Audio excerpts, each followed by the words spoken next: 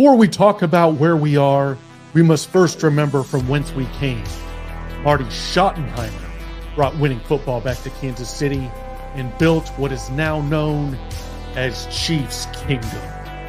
We transitioned from a team built on its defense in the 90s to one of the most dominant offenses and return men in NFL history, led by Dick Vermeil.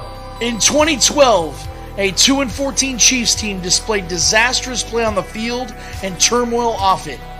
We asked to save our Chiefs, and in came Andy Reid, who immediately turned this franchise into a perennial playoff team.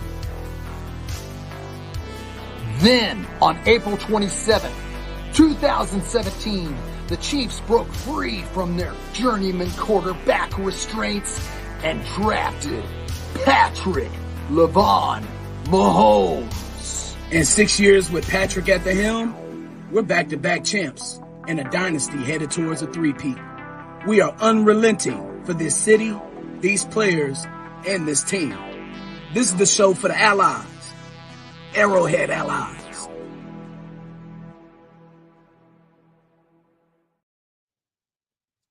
Welcome in, everybody, and we are proud to welcome a very special guest to this edition of Arrowhead Allies, former Pittsburgh Steelers and Chicago Bears fullback, also formerly of ESPN and the great NFL matchup we enjoyed with Ron Jaworski and Sal Paolantonio. Now author, we welcome the great Merril Hoge to the show. Merril, how are you? Merril! Welcome in. Oh, Merril, I don't think we have Merril's audio here. Uh-oh. Merril, you might have to go in if you can hear us and go to settings and select audio. Select your earbuds. That might do it. It definitely worked for me. I got my settings together. You're not the only one, Merril. It's okay. Hey, it's Julia Gulia, who was married to Glenn Gulia and wedding singer, said, nice intro. What's her last name? Julia? I do my best. Julia So, Gulia? And we got Go Chiefs from Louisiana. Sippy Sports Show, what's up? Sippy Sports Show. We got another sports show. The chat's been underrated. Nope. Can we give a shout out to the chat? Like these last few weeks have been We still don't have you, Merril. I think you might have to go to settings. Down there at the bottom of the screen, it should say settings. Well, it And shows that he's audio. muted. See, if you go by his name, it says he's muted. You got him turned on? No, I can't Behind unmute the it. scenes He might have action to right here, either Arrowhead unmute himself Allies. or select his audio, and then it'll unmute him. Yeah, can you hear me now? Yeah, there we go. Hey. The earbuds. Get rid of those earbuds. Oh, how's it going, Merril?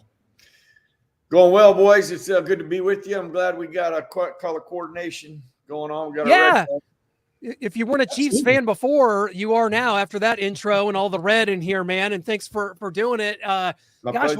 we're getting so close to football season. We've had the Hall of Fame game, the Hall of Fame enshrinement, and everything that went with that. And it just really means football is here. And when it comes this time of year, it just I think we all just get an extra little pep in our step, ready to roll. And man, things are coming fast and furious, aren't they? They are. Preseason's not as long as it used to be. So, and there's not as many days to work and get better. That hurts teams that are young and new. Doesn't, I don't think, particularly affect a team like the Chiefs because there's a lot of, and they're just so seasoned and they have consistency, and that's great value no matter what profession we're talking about. But clearly in sports, it does help.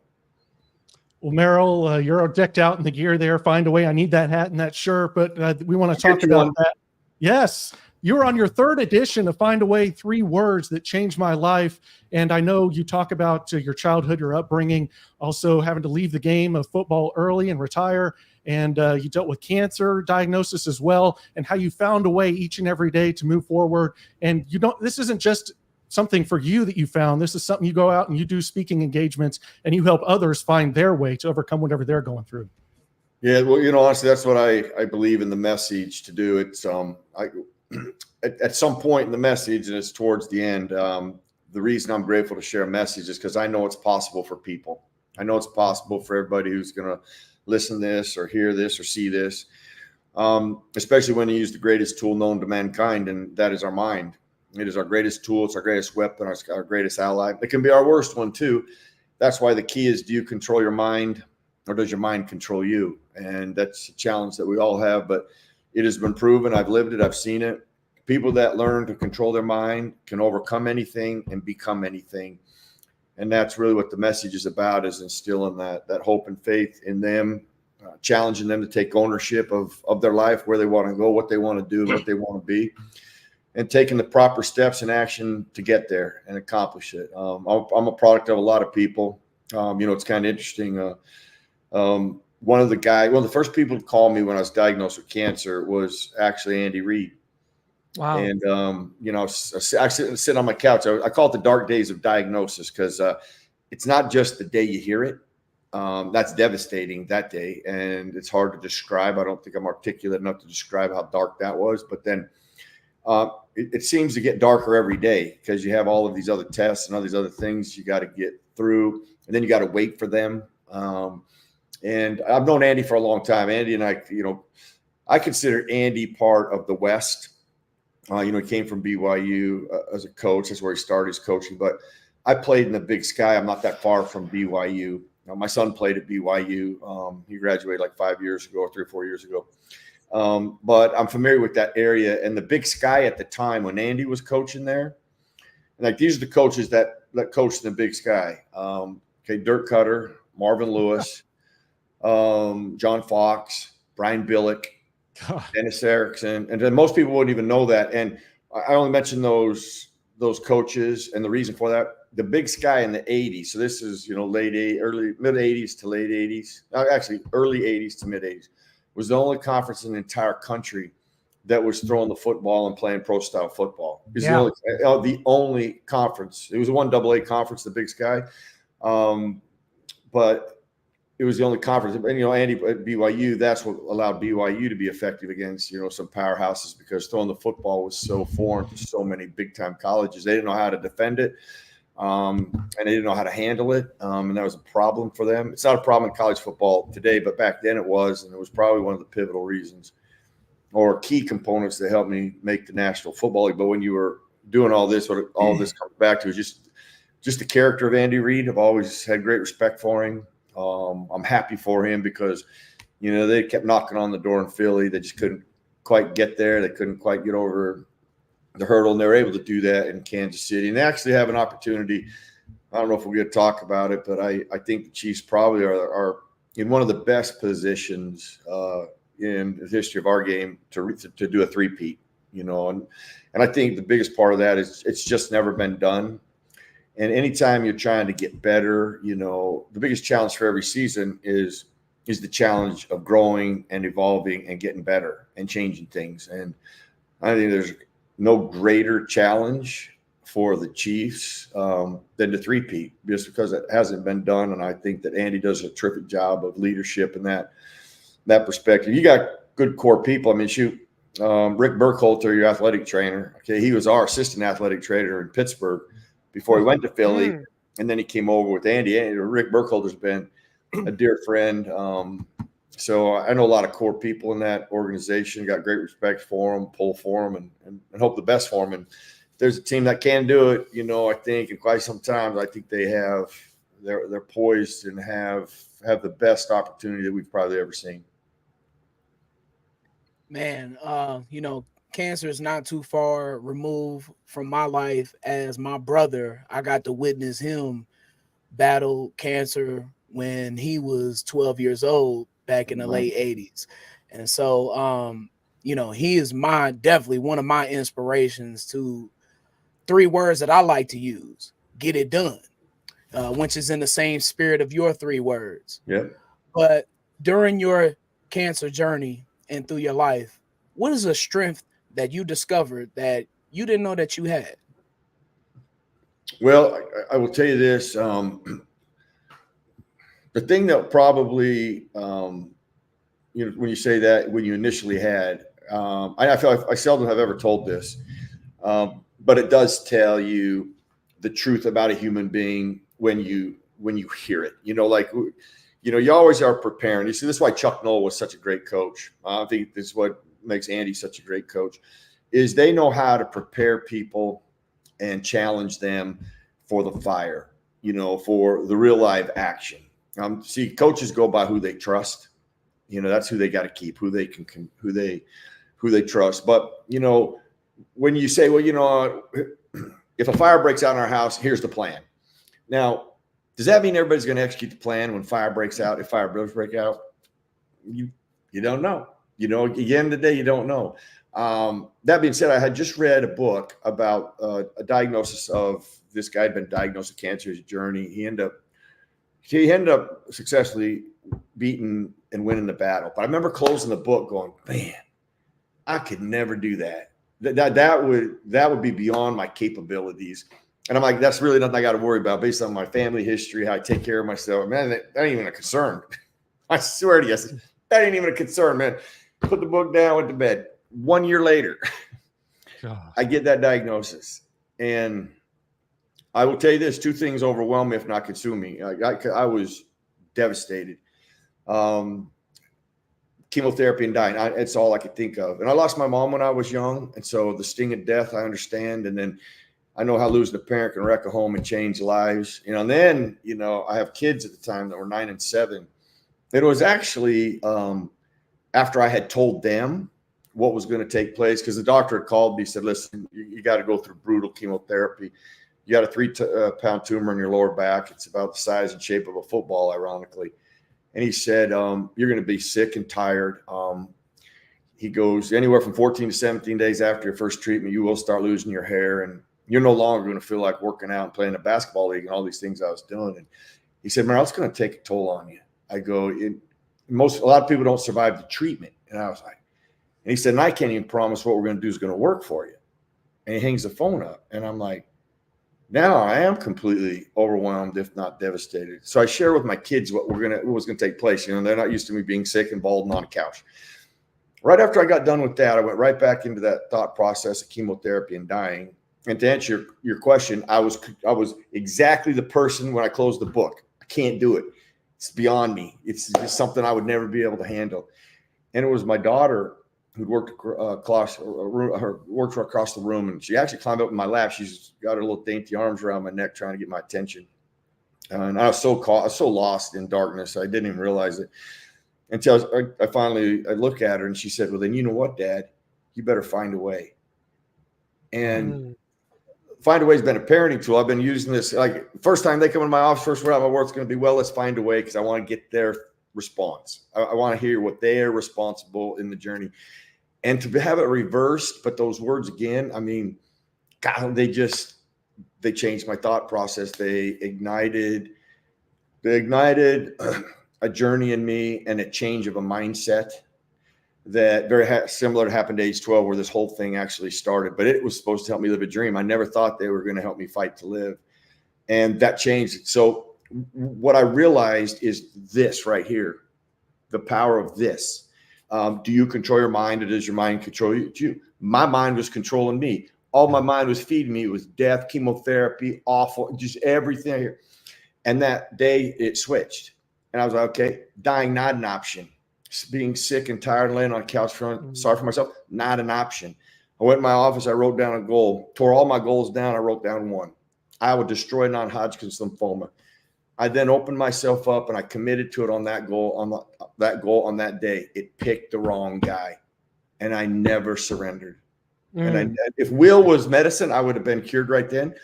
But man, my mindset changed, my energy changed. I started taking action. So is that unique and different? No, I am no different than, I learned half of this stuff from other people, a majority of it, from Walter Payton to Aristotle to Chuck Knowles, to people that you wouldn't know, my own daughter.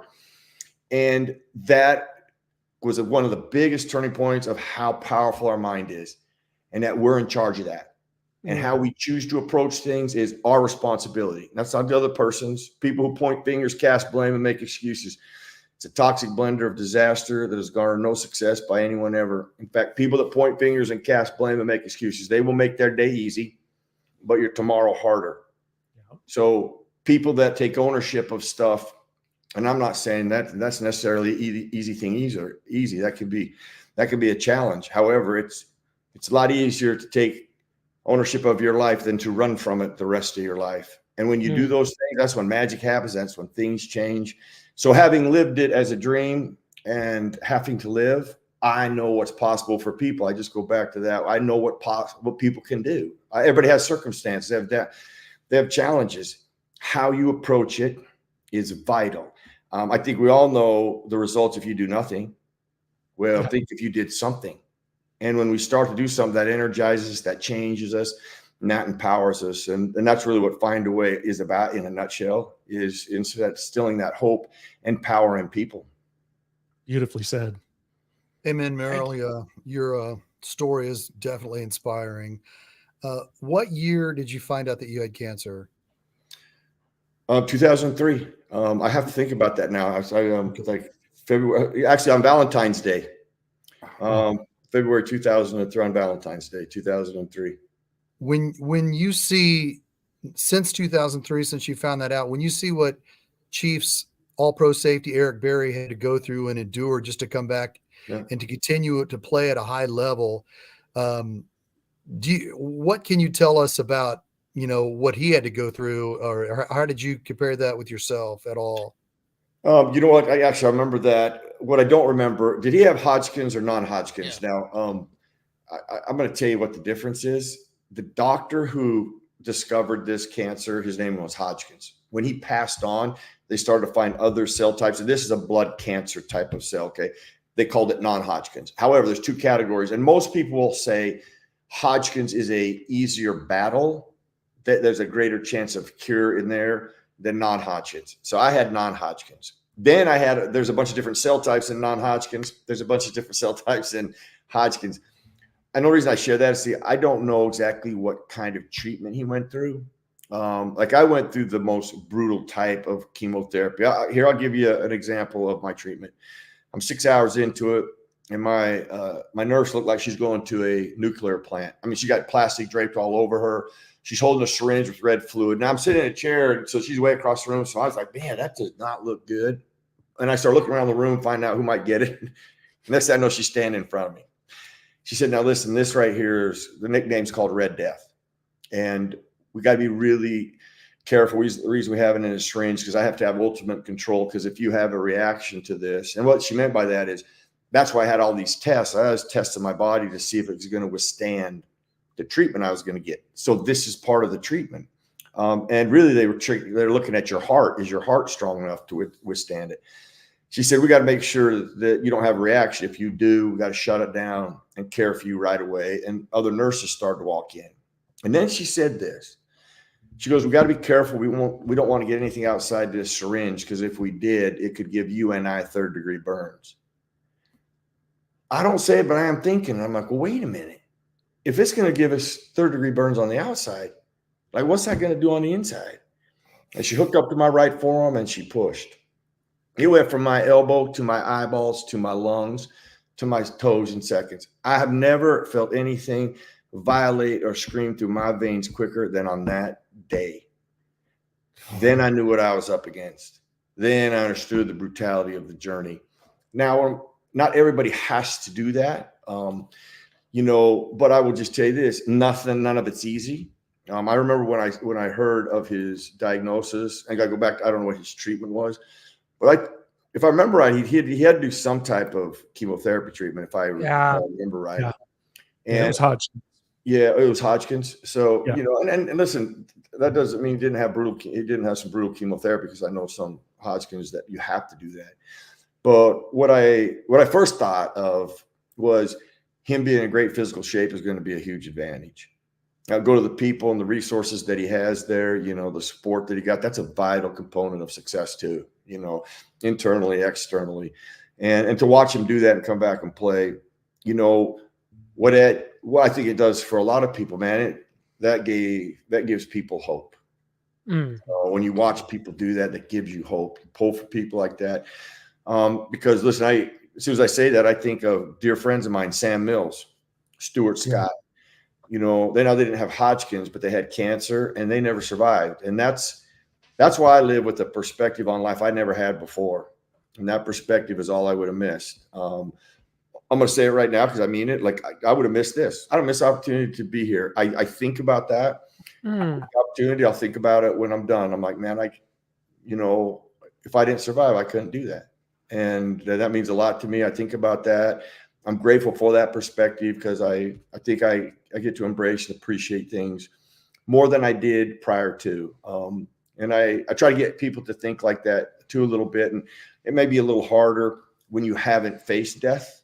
You really haven't heard something that could end your life. And there's no way to get you to think like that, but maybe to appreciate, how you just appreciate life and opportunities more, and not rush through them and not rush life, and enjoy the opportunities and experiences that you get, and be in the moment with it.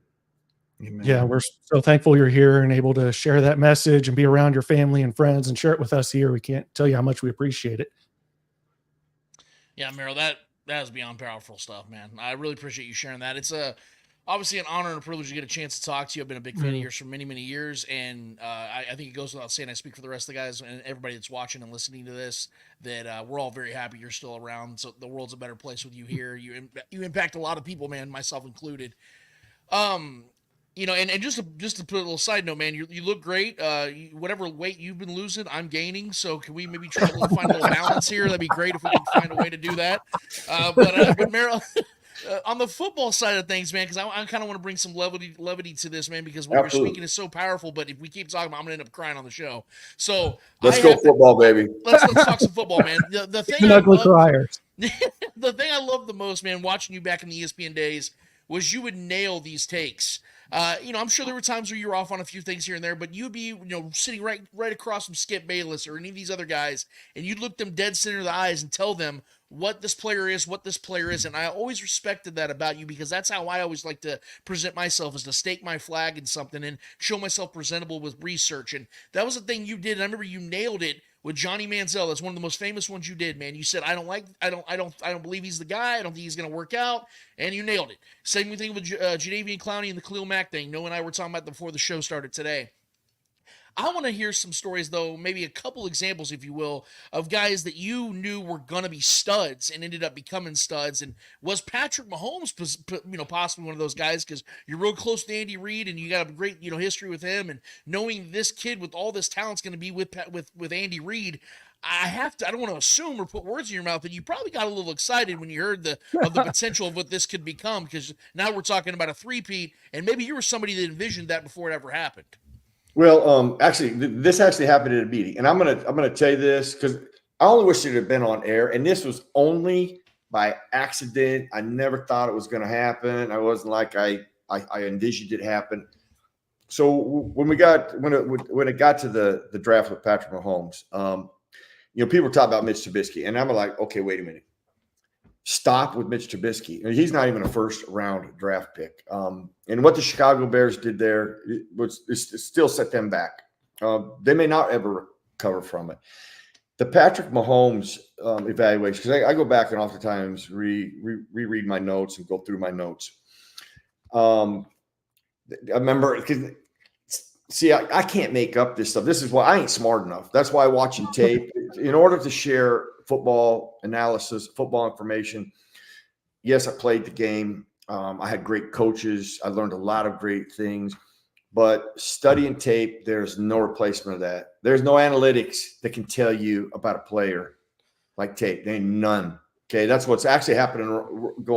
It's for another show, but something in our game that's eroding, like analytics are becoming a little more popular than analytic evaluators are more popular than football evaluators.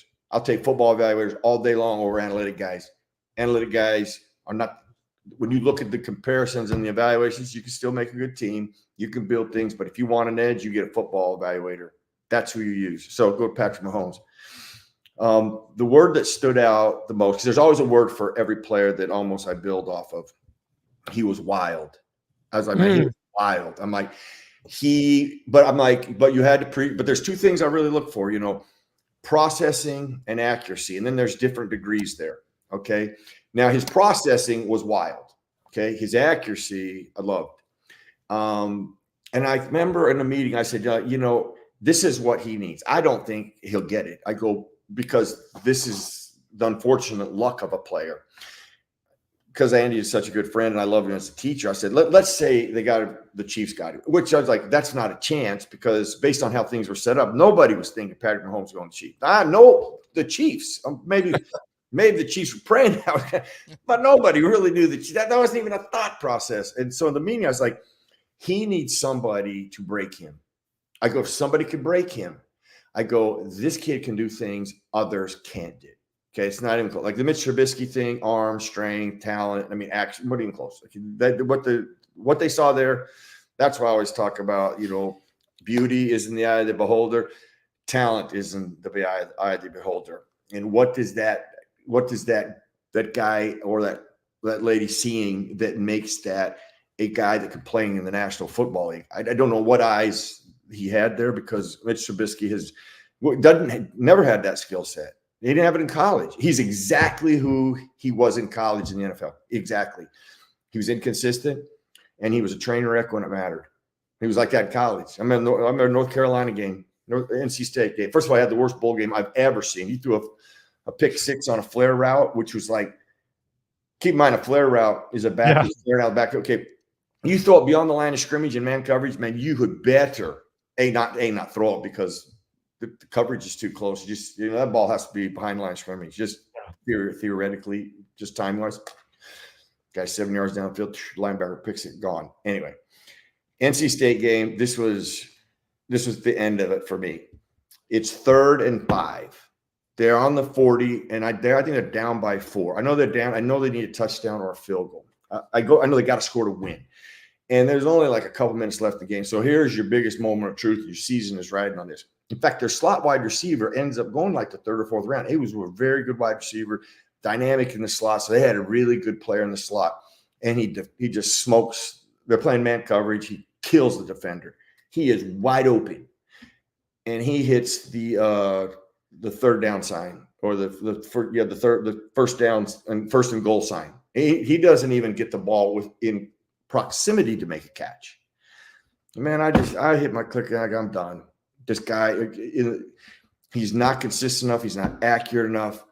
And this is like my 9th or 10th game of the kid too. It isn't like my first game. It is like I keep trying to find something. I'm like, okay, am I missing anything? And that's when I knew then. I was like, ain't no way. Ain't no way I would put my career and my organization on the chopping block with this guy. Now, Patrick Mahomes, I did not have that, but I go, man, that's a challenge to break him. I go, you're gonna have to break this kid over time, and you're gonna have a teacher.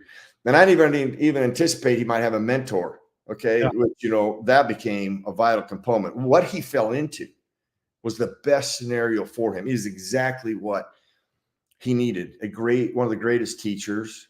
You had a great mentor, and they groomed him. And then to his credit, he took that on. We oftentimes forget about the play. The players respond. Well, I can teach that. Well, you sure can, but can it be learned and applied? You never ask that. That's the most important aspect of football. Can it be learned and applied? And to his credit, that's what he did. Aaron Rodgers did some of the same thing. Aaron Rodgers coming out. I don't know if you remember watching him in his preseason. He couldn't throw a flat route.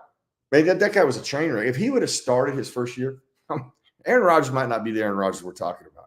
Yeah. Because he would have been ruined mentally way before they get ruined physically. Patrick Mahomes might have done the same thing had he not gone to somebody else and had to wait a year, and they groomed him and seasoned him to get him ready and primed, because he was truly a guy with a ton of just wild, reckless talent. I mean, you can see it all over the place. And man, you got to harness that. It's not easy. That's a challenge. So there's a lot of things that got to go to work there. All of them worked, and all of them fell into place. And the Chiefs have you guys are gonna be dangerous for years. For as long as he's your quarterback, you'll always be dangerous. Music to our ears, Merril. Yeah, we love that. And we loved Merril at the Super Bowl, getting a chance to meet you there back in Vegas. We had a great time. I think your manager was like, hey, we got 6 minutes, so we're making up for it now. We got a little more time today. It's great. And we brought this up a little bit, and we'll give you some time to maybe fire back a little bit more on this because you didn't have a big history playing against the Chiefs. The Steelers transitioned from Chuck Noll to Bill Cowher, who was, obviously in the Marty Schottenheimer coaching tree. And then you guys meet in 94 in the playoff game from the 93 season, the divisional round of the playoffs at Arrowhead Stadium. Just take us back to that game. We touched on it a little bit during that interview back in Vegas, but I believe it was your last game as a Pittsburgh Steelers. You went to the Chicago Bears the very next season. What a hard-fought divisional playoff game. I remember Joe Montana trying to wear a glove. He wasn't going well. The first half, the wind was swirling.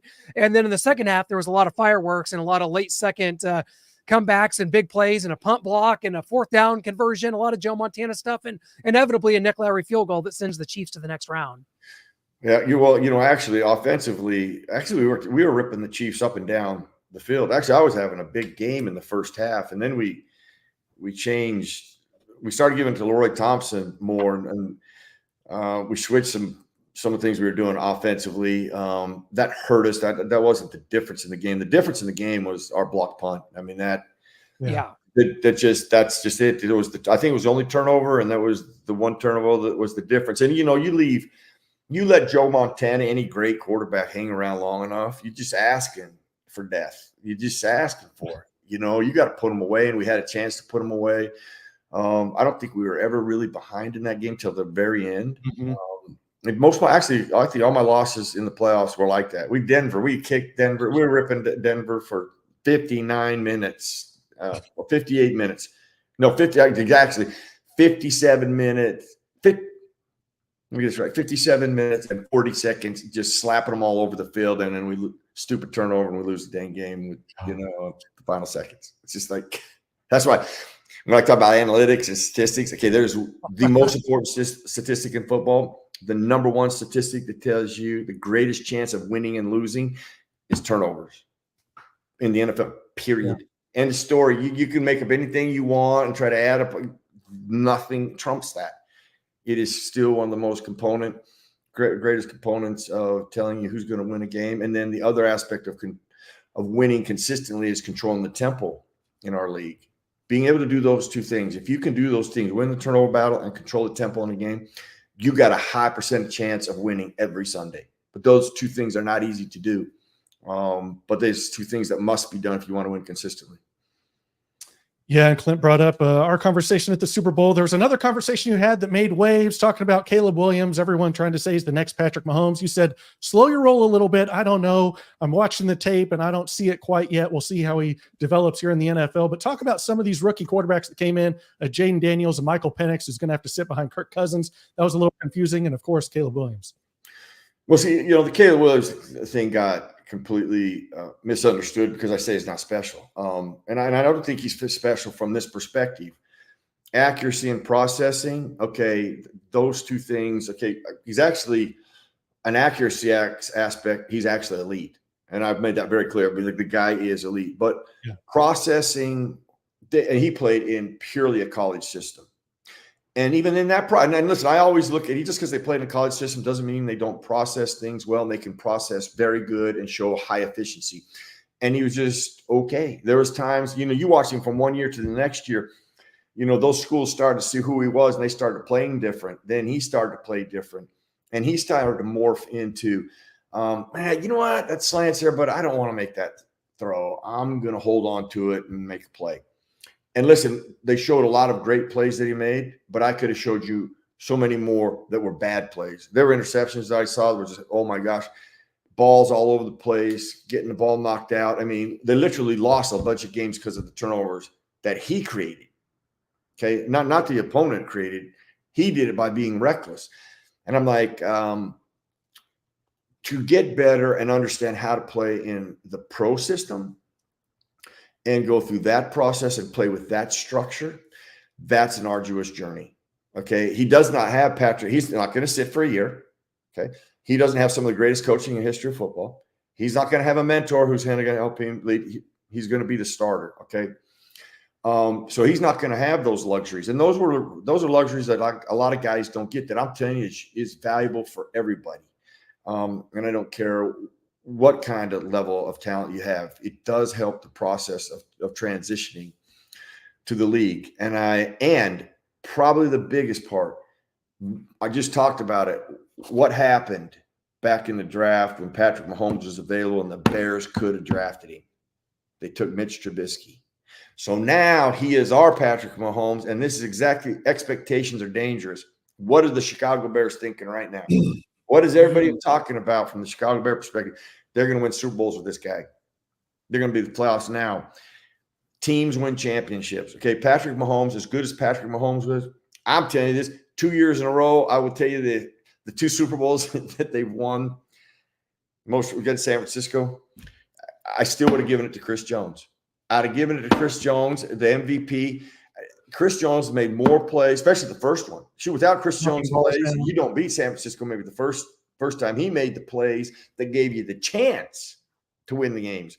Shoot, Chris Jones again. I mean, that guy's made more unbelievable freaking plays.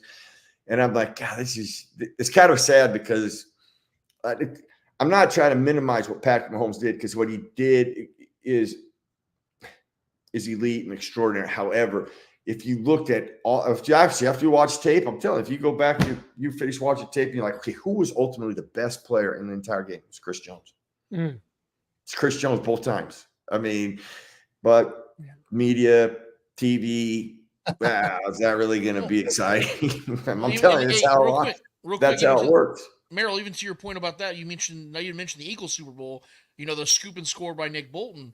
Who opened up that play for that to happen? It was Chris Jones. He's the one that had the double team. He shifted both those guys over. So really, all 3 Super Bowl victories, you can make a case that Chris Jones was an MVP you player. Know what? Touche. You're exactly right. The guy has, to me, listen, I think people who know football know that dude is just a bad dude. Mm-hmm. I mean, I just feel like he got robbed, at least one of them, I'm like, come on. I mean, the people who do this crap, I'm like, come on. Then you're a lot of people who do that don't know real football too. I'm gonna be honest with you. So, that's the problem with that is, he was the best player on that field, and he deserved it at least one of the 3 times. I guarantee you, he deserved it one of the 3 times. Well, maybe he'll get it this 4th time. He could, brother. I'm going to listen. That's not they really have, anything that. Their biggest challenge, I think the biggest advantage they have is that nobody's ever done it. But nobody's ever done it. There's nothing that could create a passion and focus for a team that nobody's ever done this, ever, in the history of our game, ever. But here's who had a chance to do it. Mm-hmm. San Francisco, Pittsburgh. New England. Although John Elway Denver, yeah. Never been done. I don't think there's any greater caveat that can because you need something. You need something to change. You need something fresh, something energizing. That would be fresh and energizing. Let's go get it. Nobody's ever done it. Nobody's ever done it. We'd be the only ones. I just think that's a great motivator, man. Absolutely. Man, 2-part question. 1, did you and Jaws ever have to pay for any Edge Pro Gel? And 2, how many hours per week did Jaws actually watch film? All right. First of all, we didn't even get 1 jar of Edge. Come on. I know. The Edge NFL. We're like 10 years. The Edge NFL match. We used to ask, do we even get anything? I mean, like one of us, one can would last a year. I mean, that's all you got to give up is 1 can. So we never got that. And like Jaws and I used to debate and argue, like, who watched the most tape. I will tell you this, though. When I first got there, my first show I ever did, it was actually during a season. So, Sean, do you remember Sean Gale? Yeah. Okay, so Sean Gale, who was a teammate of mine in Chicago, he was on there initially. What he didn't want to do, what you had to do is you had to go to NFL Films, which is in Mount Laurel, New Jersey. And then usually what my routine would be is I'd fly into Philly, drive over to Mount Laurel, do the show. Then I'd drive to New York for the evening on Friday night. And then Saturday I'd head to Bristol and then do shows there Sunday, Monday, and then head home Monday night. Sean Gale didn't want to go to ESPN. He just wanted to do the matchup show. So he thought, well, I'm going to try to do what I did as a player. So he held out. He's like, I'm not coming in. Because you used to have to go to NFL Films to watch tape. Steve Sable is the one that freed the tape up so that I could stay home and watch it. But that's a whole different story. So Sean Gale goes, I'm not coming in unless they redo my contract and I don't have to go to ESPN. So ESPN goes, well, why don't you just come in and do the show and then we'll talk about it when you get done. So as soon as they got done, they fired him. Okay. They got the show done. And then they called me because I was doing college football. I helped them launch college football. So they called me up. They, hey, would you like to do the NFL full time? And I'm like, oh, absolutely. Actually, I was elk hunting actually in Idaho. And my agent calls me. So I have to head back home. I get to the NFL films, like I think it was Tuesday, maybe Wednesday. We shot the show Friday morning. So I'm already 2 days behind. So I'm watching as much tape as I can to get ready.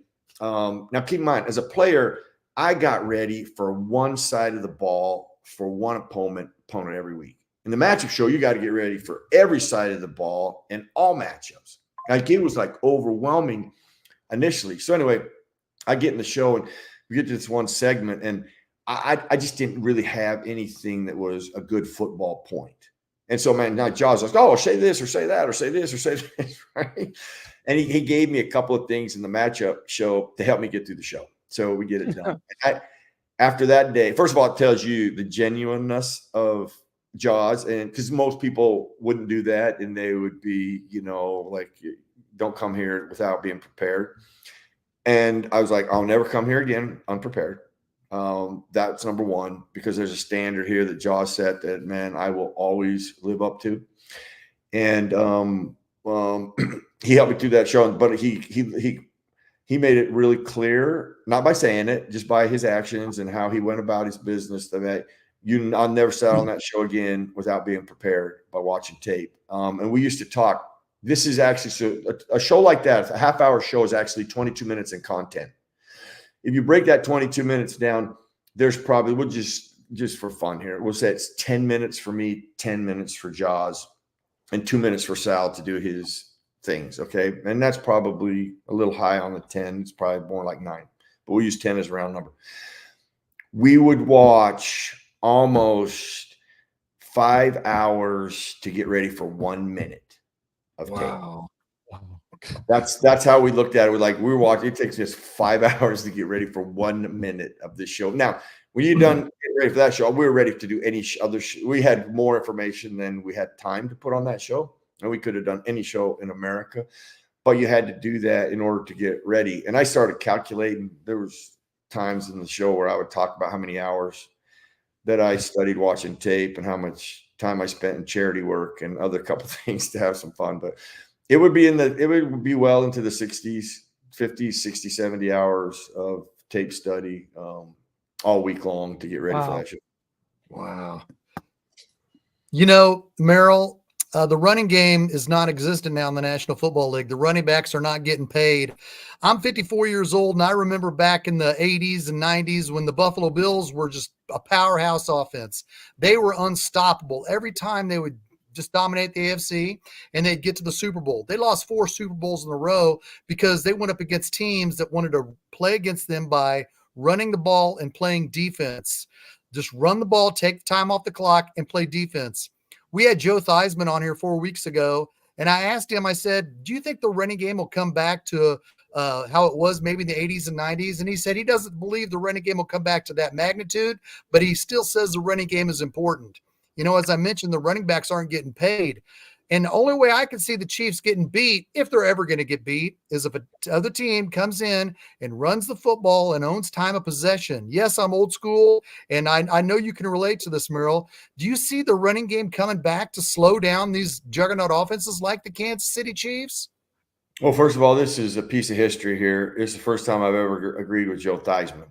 So we'll let him know. Yeah, tell Joe that. He'll laugh at that. Joe and I go way back to when I started at ESPN. We worked together for a long time. I love Joe. And he is right from this perspective. There's a lot of things that are misunderstood. Like people say, you mentioned that the running backs aren't getting paid. Well, you don't think $15 million, $16 million a year is paid? I mean, you don't think it is to me, yeah. I don't know. That's a lot to anybody. I mean, I see. So listen, I'm a running back too. And these running backs that, are going to, I don't know what their plan was. Okay. It's the stupidest plan ever because nobody's going to change it. Okay. Because I know I've been on all sides of the arena as a player, a coach, in the front offices. Okay. It's a business. Okay. And in a business, you have budgets, and you're never going to change a budget, because that budget, if you start screwing with the budget and you do the wrong thing, you're going to jeopardize the team. Okay. So they're never going to change that. It's just a position that is what it is. I mean, it is the most brutal position in the entire league. It's got the shortest span, and that's just the way it is, so you're going to have to make your money. And if you don't want to make $15 million, then go do something else that's going to give you more. I don't know what it will be, but if you find it, go do it. So it's about perspective. So there's a lot of things that are lost in the running game. Okay. First of all, people call it a 2-back league, and that is absolutely incorrect. In fact, that's the most ignorant statement ever made. When I hear that, I'm like, oh my gosh, okay, then they must have started watching football 20 years ago. Okay. If you look at the history of our game, there's only one thing that's changed. Well, there's several things, but one of the things that changed in our league, and it was started around the 80s. Okay. It's about the middle 80s, and then it came into the early 90s and forward, was the formation. Okay, you go back to the Steelers, you go back to the Cowboys, you go back to San Francisco 49ers, I believe even the Denver Broncos at the time. Denver was out of it at that time. What was the formation? I formation. No, split back. Okay. Even Miami Dolphins, when they won the Super Bowl, they were split back. Okay, Franco and Rocky. Okay, Rathman and Craig. Okay, split backs. Okay, split backs, 2 backs. Okay, now there was a predominant ball carrier, and the other guy touched it, maybe 5 to 10 times, depending on how they split it up. But it was 2 backs. So this guy at least had carries that took him from this guy. So when you went to the I formation, which is around the 90s, and it became a predominant I, then all you gave it to was this guy. So you couldn't give it this guy 30, 35 times a game. Just you had to replace him and give him a break. So that's when people became a 2-back league. It's always been a 2-back league. They just changed the formation. That is the only thing. It's always been a 2-back league. So that hasn't changed. Anybody that I use the New England Patriots all the time with this. The year they won the Super Bowl, remember it was just right after you guys killed them on a Monday night game. 2014. What year was that? 2014. What was the record after you beat them? What was the record? They were 2-2. They fell to 2-2. Okay, so they're 2-2, and it was the first time I actually did a playbook on Tom Brady, where it's the first time I'd ever seen him flinch and literally scared in the pocket. Like he didn't trust anything. Like he was flinching. You guys had him flinching, blinking. He was a train wreck. Cincinnati, I think, is 4-0 coming into New England. Now, based on the tape that I had watched to this point, I'm like, there ain't no way. Ain't no way. And New England's going to get out of this. They're going to lose 2 in a row, because Cincinnati, the way they were playing, I was like, what did New England Patriots do? Man, they came out, 2 tight ends, I formation. They hammered the football, and they threw run action off of it, which is one of the greatest ways to throw the football. I don't care who your quarterback is. If you really want to – that's what they do with Lamar Jackson. I mean, predominantly Lamar Jackson. Everything's off of some type of run action or play action. A run action, when you're selling run, you're committing to run, you freeze and paralyze the box, and that opens up coverage. It simplifies coverage. It's either or. That's all they did for weeks to get them back on track. They've done that so many times. Shoot, when they lost the Super Bowl just before they end up playing Philadelphia, who did they go get? Because it was the one thing they thought cost them winning the Super Bowl. A running back. Corey Dillon. They go get Corey Dillon. Philadelphia, they're going head-to-head. Both of them have a moment of truth. What does New England do? They run the ball like 4 or 5 times straight with Corey Dillon. They don't throw the ball at all. They end up getting the lead. Philadelphia is in a similar scenario. What do? They just keep chucking it all over the place. The quarterback's a wreck. They don't calm him down. They don't give him any break. And that was a big reason they lost. Andy has done a better job of getting to the running game and understanding the value of it. So to answer, so I know it's a long-winded one, but anybody who thinks that's not a critical phase to win a championship will never win a championship. And the only team I have seen do it where they negated it for the most part, there's only one team I can think of. You guys might be able to think otherwise. It's only one, and that was when the Rams won it. And they barely still had Marshall Faulk, and Yeah, they barely won. They barely beat Tampa. Titans. Barely beat Titans. Then they go to the Titans. Shoot, if Javon Curse doesn't hit Kurt Warner and the ball's not thrown short, that's not a touchdown. Right. Yeah. All right. You guys covered. I mean, the receiver, I forget who it was. Isaac Bruce. Yeah, he makes the great adjustment. The defender doesn't see it. I mean, but that ball's not underthrown. That's not a touchdown. You know, and that game's probably completely different. And so, and this is actually another truth about the NFL. The more phases you have to defend, the harder the team is to beat. So you look at your offense. Okay, so your passing game, you got short, intermediate. I mean, that's when you guys had oh gosh, David, I just went completely brain dead. Cheetah from Tyreek Hill, yeah. So when you had that element of explosiveness, so you had the vertical aspect, you had your tight end that kills the middle, and then you have the short. You have three phases to your passing attack. I mean, that are all lethal. And then you throw a running game in there that if you're good, strong side, weak side, I mean, those two phases. Now there's 5 phases. You can't take away 5 phases. You can take some of it away, but then the others survive. That's why teams that don't have a lot of phases. Well, listen, it's so funny it comes all to this. Your playoff game against the Baltimore Ravens was one of the greatest executed game plans I have ever seen in playoff history, from offense, defense, and special teams. What did you guys do to the Baltimore Ravens nobody else could do the entire year? You guys made their quarterback play quarterback. Mm-hmm. Yep. You did not let him do the run action and throw the football down the field. That interception he threw was a pivotal example of why Lamar is magical and where he is flawed, and he will stay flawed. He was like this at Louisville. He is not a reader and a progressive guy. Because I'll tell you this, on that play, if you go back and look at the play, they had a stutter go on the outside, okay, pump and go. The corner's off like 12 yards. You're on the 20 or 25-yard line, whatever you're on. Okay, it's done. It's not even an option, okay? He pumps it. He wastes his time over there. The tight end that he actually ends up throwing it to, arguably, is not the wrong throw. It's just he's too late. That ball should have came out. It should have even went over there. You should have said, okay, that guy's dead. Boom, I'm throwing right here.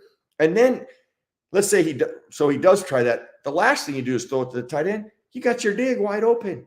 It's wide open. And he's got no pressure on him. But he didn't. He doesn't know. That's not what he does. That's not what he does well. That's why he's never done well. He probably will never do that well. And you made him play quarterback. I thought, actually watching that game, I was like, that's how well you guys had to play. You had no room for error because that team was the Ravens. You made them play to the one weakness that they had.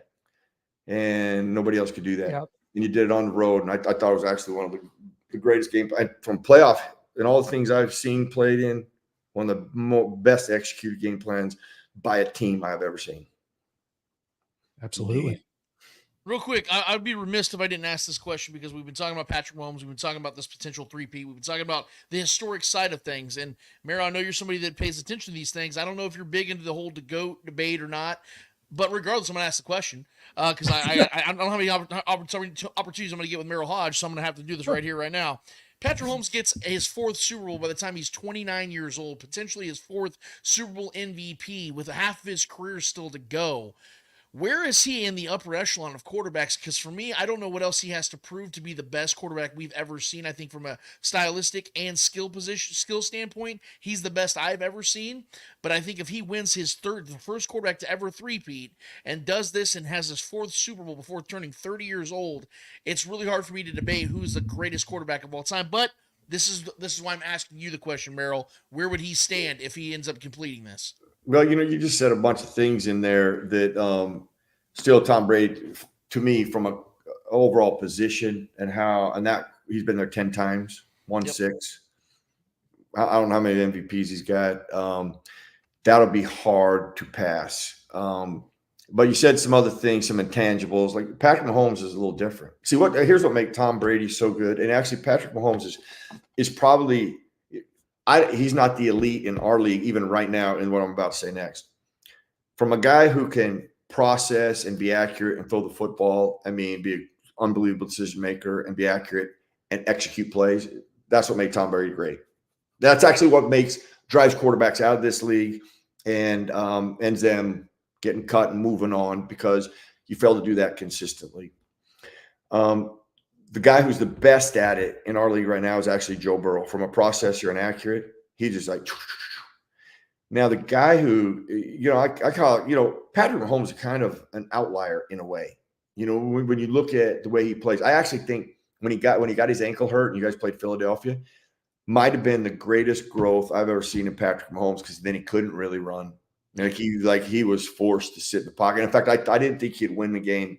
You'd beat Philly because of that he would not be able to play to the level that he would need to, and he did. And I thought it was his greatest growth. But he still plays with a wild card and does some things that are an outlier category.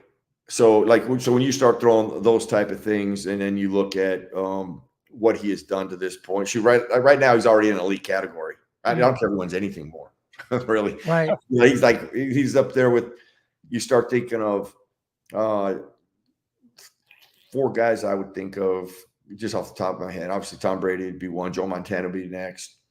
And then there's one guy that I've always thought was so underrated that he actually took it because we played against him so many times, who just elevated a team and could do magical things, was John Elway. John Elway was a bad dude, man. Yes. When you guys saw him, what am I talking about? You guys saw him. Yeah. Too much. Yeah. Too much for our liking. So him. So turnabout is fair, right? You guys Denver back now.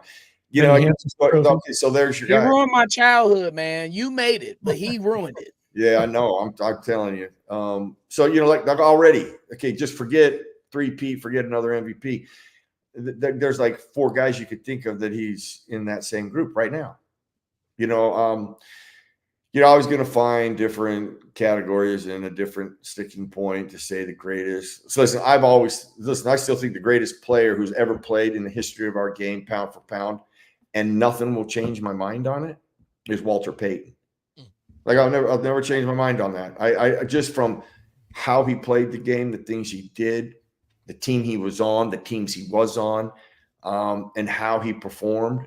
Man, I don't know of anybody that was like Walter Payton. And that guy is indirectly and directly, because when I was in Chicago, I got to know him even better when I played in Chicago. But so you're always going to find different categories. Just don't be bummed if somebody doesn't say Patrick. Tom Brady's all the best, stay the best. Patrick Mahomes is a bad dude, man. Yeah. Period. Right now, regardless of what happens. And listen, there's nothing but, danger ahead for teams that have to deal with you guys with him at quarterback, period. Well, Merril, I can't tell you how informative and amazing this was to have you here. We had a large audience in here, lots of good comments, and want to make sure that people are aware and where to find you and to get you at merrilhoge.com and the Find a Way, the book, and the 3rd edition now out, and all the great stuff that you've done, and to be able to share all this stuff with us here today on Arrowhead Allies has been tremendous. We hope we see you at the Super Bowl in New Orleans, and maybe we'll do it for longer than 6 minutes this time. But hey, we loved having you on for an hour here on Arrowhead Allies. That made up for all of it, man. It was great.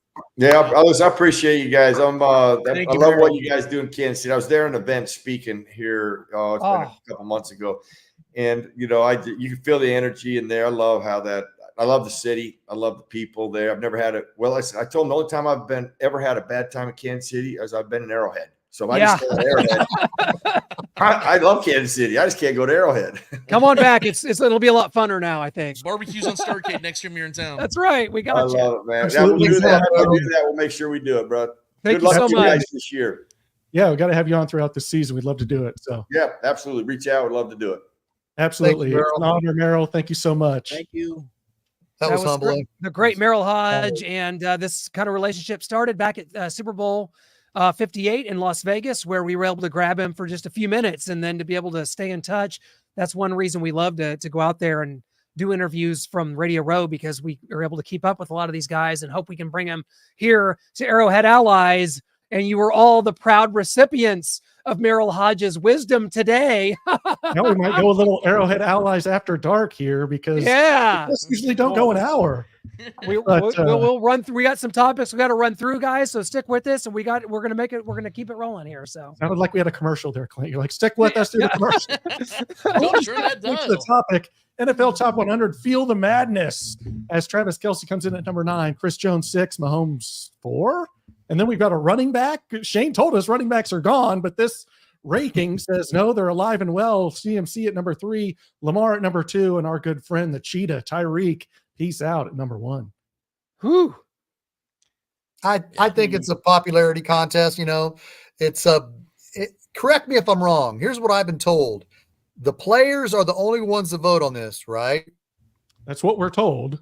Okay. And they have to have all their votes in by December, right?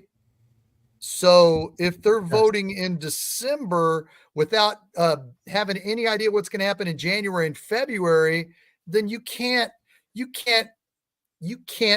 at this list and take it seriously. What did they say? What do they say in election year? Something we're going to avoid because we're not political. Every vote counts.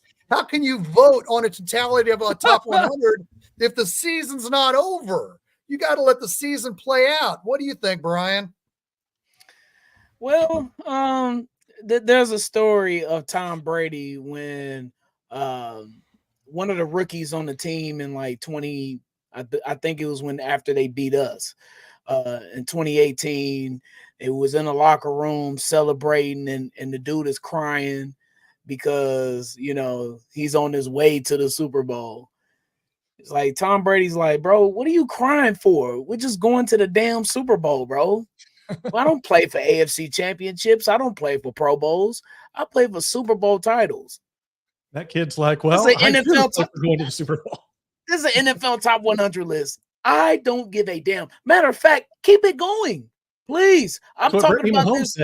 Bring it. I'm talking about this on the Blitz this week that I will be dropping later on tonight on my Instagram at Brian B. Shining. The bulletin board is full, fellas, for 2024. It's full. It's the first week of August, not even complete. And the bulletin board is full for the year. Please keep it coming. Please. Yeah. Number 4, everybody know that it's atrocious. He's a victim of his own greatness right now. And I understand that last year was not his best year statistically. Fine. Whatever. It doesn't matter at the end of the day. When we go to the playoffs, it's a new season. And that's the magic of Patrick Mahomes, is that when the games really count, when the heat is really on, when you really need him to come through, he does it. And throughout his career, he's done it almost every single time. The floor for this man is the AFC Championship game. And you're going to put him at number 4 on the top 100 list of the year? It's a joke. And again, I love it. Keep it coming, please, because you're adding fuel to the fire for the Chiefs to 3-peat. Well, whether it's for Tyreek, though. Well, yeah, whether it's the players or anybody else that's voting in this, I want to thank them because unlike Brian, which I do share Brian's sentiments, Patrick Mahomes cares. He cares a lot about these things because he's a petty man and he likes to have a chip on his shoulder. And what's the one thing that a team that has had so much success over a 6-year stretch, what's the one thing that could really keep them from achieving what they're set out to do, which is to get this 3-peat? Getting a little monotonous, getting a little lethargic, maybe getting in their own heads a little bit and, not being as focused. These are the types of things that gets these types of teams and these kind of dudes like Patrick Mahomes refocused if he wasn't already as focused as he already is. So these are the best things that can happen. And I told Chiefs fans on Twitter, man, as soon as this list came out, because I laughed, I know it was a joke. It is a joke. They do this for reaction. Guys, this is the best thing that could have happened because of the fact the last time Patrick Mahomes wasn't number 1 on the list. In fact, he fell to number 8 before the 2022 season. What happened that following season? Oh, Patrick Mahomes became the first quarterback since Kurt Warner to win MVP, Super Bowl, the Super Bowl, and then the Super Bowl MVP. So if history repeats itself, we should absolutely love the fact this man is not only number 4 on this list, but is the second quarterback on this list, behind a guy that Merril Hoge got done obliterating with his known flaws in Lamar Jackson. So I'm all for it. I love it. Thank you so much. Mwah, to NFL Top 100. Yeah. Clint, we have a preseason game coming up. Kansas City, Jacksonville, Saturday, August 10th at 6 p.m. That is this Saturday. And I've got some players you can't see. Maybe some of you can. Justin Ross up there is the first name. I'm not going to read all of them because I'm a fun haver, and reading every name on this list is not fun. So, but we do have some names on this list. If you want to point one out, there's a lot of D-backs that are kind of fighting for those last either 1 or 2 spots. So that could be interesting. Below the line is players that are definitely making the team, but it's just interesting to see how they play, how they work in with this team, how they've developed, if they've already been here, like a Felix Anudike-Uzomah. But the offensive line, I fell asleep and my forehead hit the Z a bunch. So thinking about that. So if somebody else wants to talk about that, they can. But I got 3 guys that I'm really looking for in preseason games. Number 1, wide receiver Rico Remigio. I got to see his you name. Combined Nico and Remigio. Rico. I like it. Nico Remigio. Thank you. I'm looking forward to seeing him and what he has to provide, because I think he can potentially knock one of these guys out of the wide receiver spots. I think the Chiefs are keeping 6 maybe at the most. I think 4.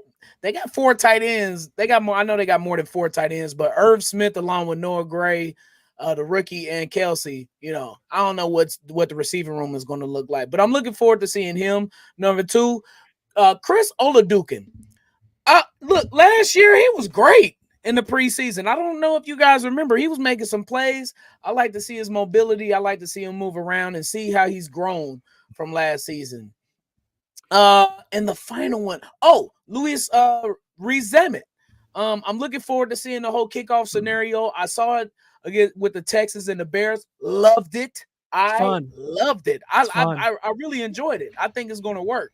But I'm, in practice, he ain't been looking too good, fellas. I know we touched on it last week, but he's a gamer.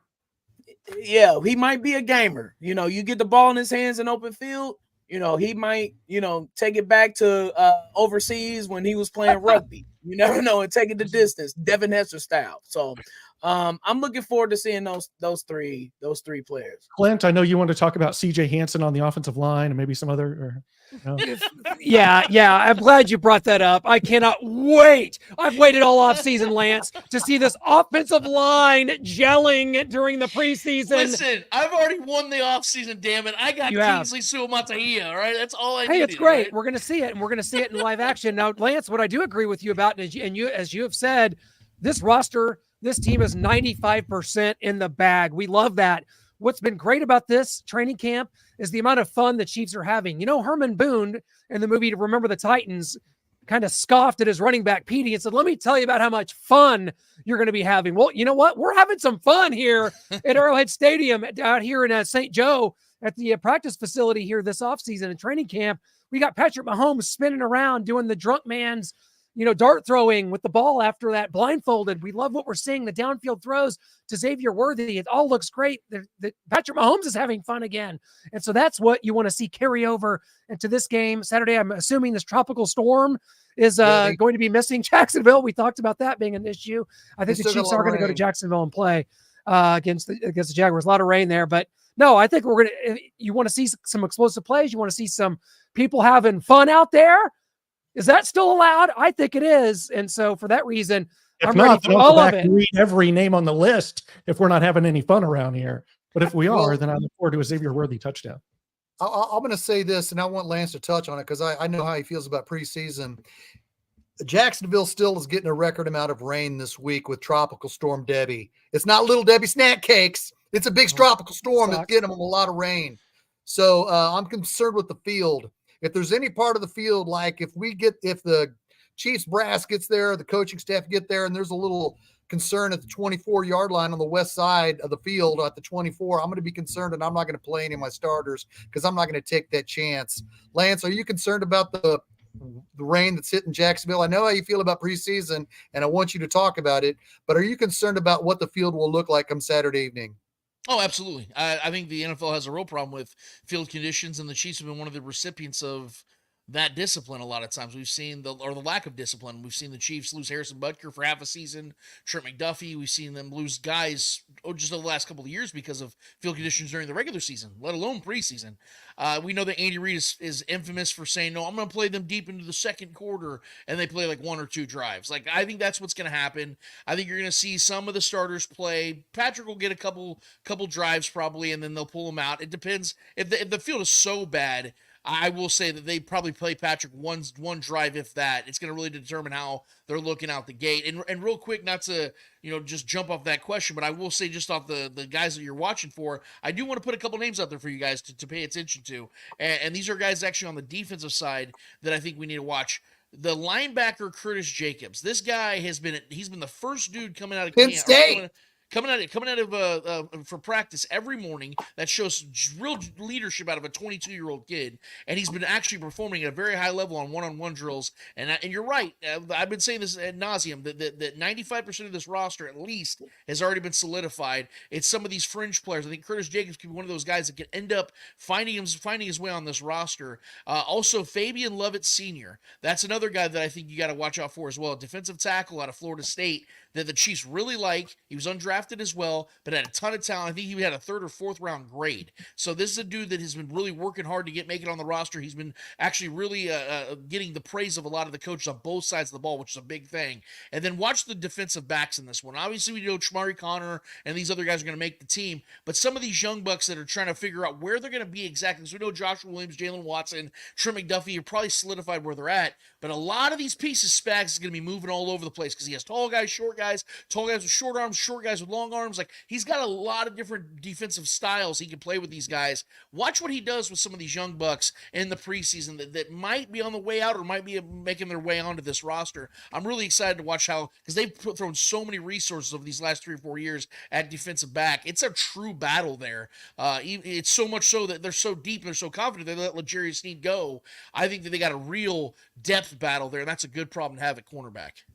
I've got about 13 more slides, so get comfortable in your chairs, but we'll probably save those for next week. I will finish off with one last thing, a little piece of trivia here. If you know it, don't shout it out quite yet. We'll give the chat some time to try and figure it out. Of any player ever drafted by the Chiefs, which one of those has the most yards playing for another team? And those yards are 7,865. Joe Horn. Well, we weren't supposed to yell it out, Brian. You didn't listen to the beginning. Oh, of the sorry, my bad. You do have it. Here it is, Joe Horn. You are correct. It's silhouette help as he's holding the cell phone. Brian's got to get off. He's got to go. I couldn't hold it in. Brian B. Shelton. Another little piece of trivia for that is Marquise Hollywood Brown is the second Chiefs wide receiver ever with the nickname Hollywood, as Joe Hollywood Horn had the nickname first. Players called him that because of his off-the-field escapades. It wasn't quite an endearing mark, but that's why Marty kind of got rid of him there, sent him back to the Saints. So I love Joe. He was my receivers coach at the Derek Thomas football camp in June of 1998, and I will never forget. I'll never forget that. And I want the fact that Chiefs receiving core. We talked about it. Derek Alexander, Joe Horn, Andre Rison was still there. Man, that was a good receiving core, and Joe went on to be quite a player in this league. I was at a Chiefs Saints game in 2004 when Joe Horn burned us for a touchdown, Aaron Brooks touchdown that we should have won that Saints game. won. I know, it was horrible. The Tampa Bay game the next week too. The Tampa Bay game was the week before, and we lost that game, and then the Saints game. But yeah, so that was the end of that season. The end of the 2004 season was not only like an 0-3 start, I think it was, or 0-3 start, and then got it together, beat like the Colts and the Ravens, and then cratered again, and then that was it. 2004 was one of my biggest disappointing seasons. Priest Holmes got hurt. That was Chiefs. Priest Holmes nacho season. Yeah. John Harrison wants to see Kadarius Toney catch 3 or 4 footballs and then be traded for a 7th round draft pick. That could happen. What do you think, Noah? I think I want Kadarius Toney to be our running back. Find a way for him to be on this roster. RB2, baby. RB2 Kadarius. Let's go. I don't know about who, but we'll have a lot more next week of this kind of thing, and we'll get to a lot more of our graphics and a lot more of our takes as we have some fallout from the preseason week 1.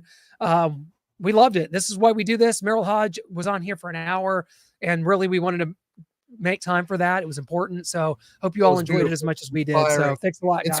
Inspiring. And I will say this, so go to Brian B. Shinan and watch the Blitz. Go to Lance Twidwell of the Spoken this Saturday for your Chiefs pregame. Until next Tuesday, this is Shaggy Shane saying, go Chiefs, baby! Go Chiefs!